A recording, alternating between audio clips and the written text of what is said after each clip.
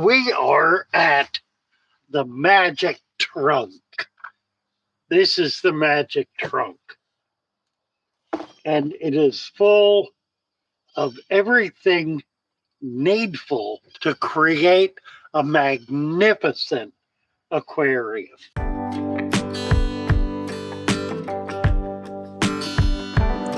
Well, hello. Come right on in. You're at Father Fish. So what I'm going to do right now is mix a batch. And as I do so, I'll explain as best I can what some of the ingredients are and if I understand why we use them. Let's start with something no one expects. This is humic acid fertilizer. We all know about humic acid. Humic acid provides one of the main ingredients in the food web. It is critical to the growth of microscopic animals and adds immeasurably to the quality of the environment that a food web persists in. Now, what we have, yes, baking soda. Now we use baking soda. We don't use a lot, but baking soda is basically a buffer. We use two buffers. This is one. The other is lime. It is in some cases wholly unnecessary, but it nevertheless maintains the level, the pH level in the soil. Keep in mind what we're doing is we're doing soil, we're not doing water. And we make a serious effort to separate the water from the soil. That's what the 2 inches of sand is all about. So what we're doing here really does not have much to do with the water. It's got to do with the media that the roots are growing in, that the detritus is precipitating into, that is forming, if you will, the foundation of the aquarium. This is wonderful stuff. Diatomaceous earth. Now, I used to believe that this provided calcium. It does not.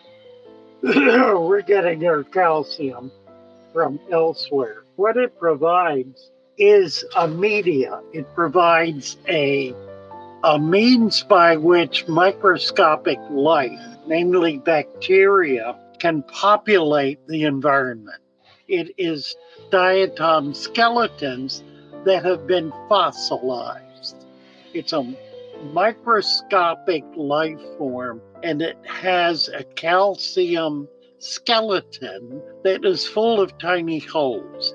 And it's those tiny holes that bacteria are able to adhere to and populate. So, diatomaceous earth. One of the things to understand about what we're doing here, we are following the research that's being done in organic farming.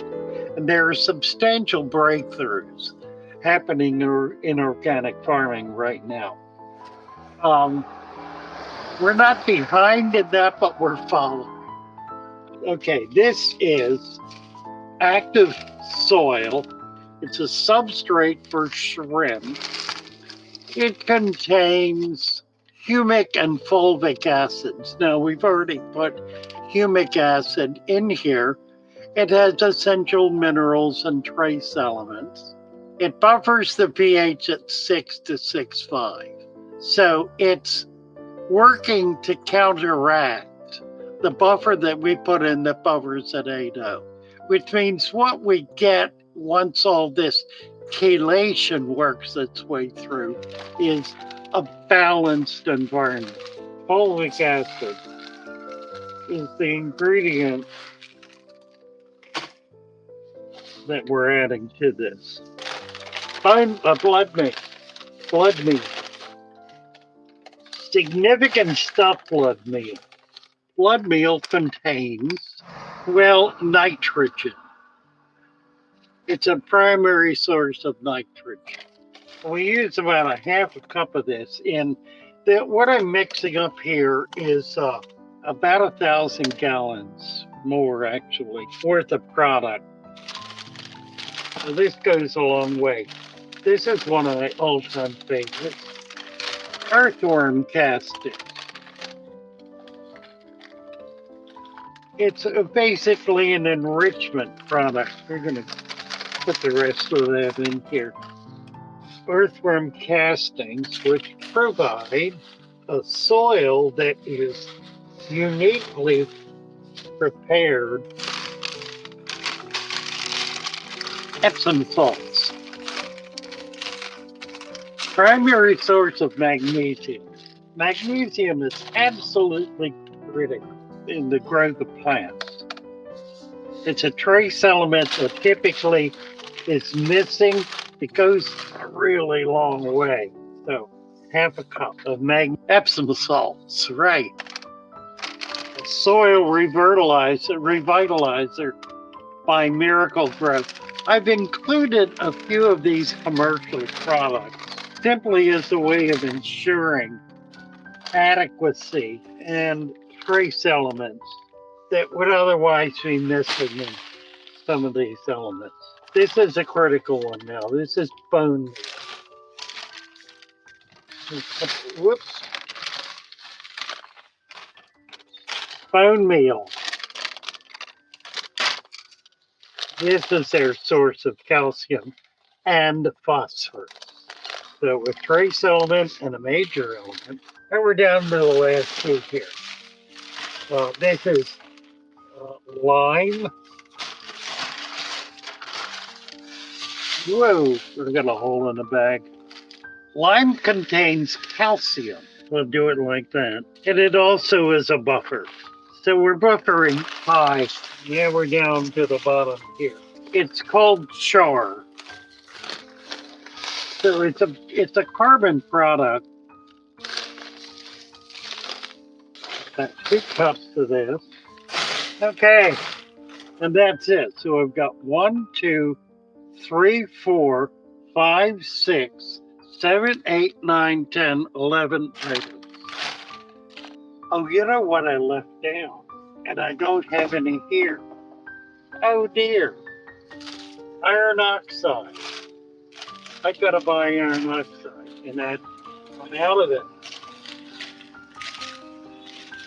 Okay, so I'm gonna buy a bag of iron oxide in the morning, and I will add it to this. Can't do without that. All right, we're good. Okay, that's pretty well mixed up. Here we go. There it is, boys and girls. That's the stuff. So what we do now is we bag it in these little baggies. This is a 2-cup container, so 2, 4. A little extra. So that's easily enough to do 100 gallons.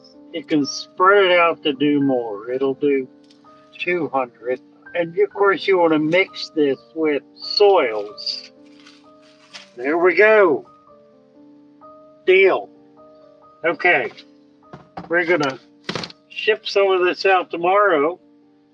So I'll bag up a few more bags of it and make it available to you.